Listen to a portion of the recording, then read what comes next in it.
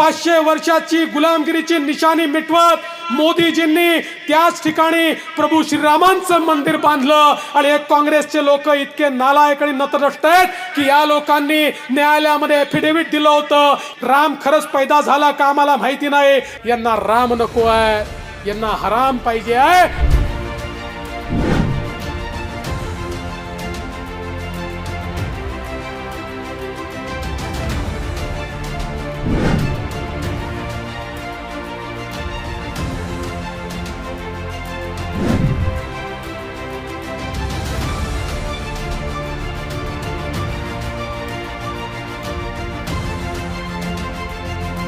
या ठिकाणी समोर जे उमेदवार आहेत उभाठाणी त्यांना त्या ठिकाणी तिकीट दिलंय.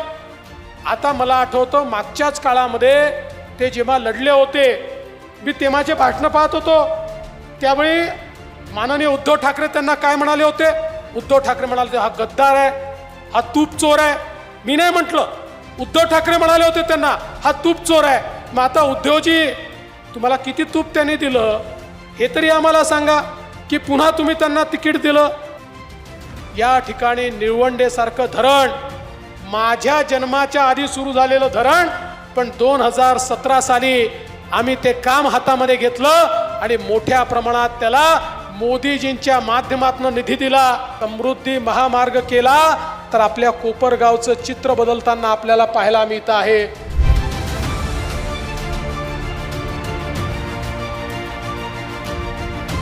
₹4,000 कोटी रुपयाची योजना आहे कृष्णा फ्लड डायव्हर्शनची योजना.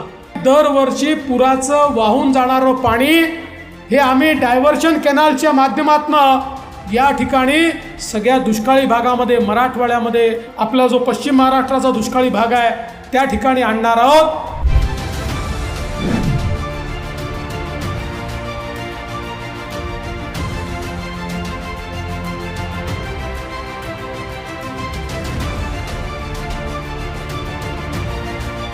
तर सगळ्यात जास्त प्रदूषण हे गाड्यांमुळे होतं, हे ट्रॅफिकमुळे होतं.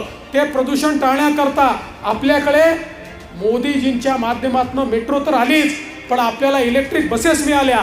देशामध्ये ज्या महानगरपालिकेजवळ सर्वाधिक इलेक्ट्रिक बसेसची फ्लीट आहे ते आपलं पुणे शहर आहे. आणि म्हणून येत्या 13 तारखेला सगळे मतदानाला जा, कमळाचं बटन दाबा. तुम्ही कमळाचं बटन दाबलं की तुमचं वोट मुरली अण्णा मोहोळ यांना मिळेल, पण तुमचा आशीर्वाद मोदीजींना मिळेल. आणि तुमचा आशीर्वाद घेऊन मोदीजी एक मजबूत भारत तयार करतील.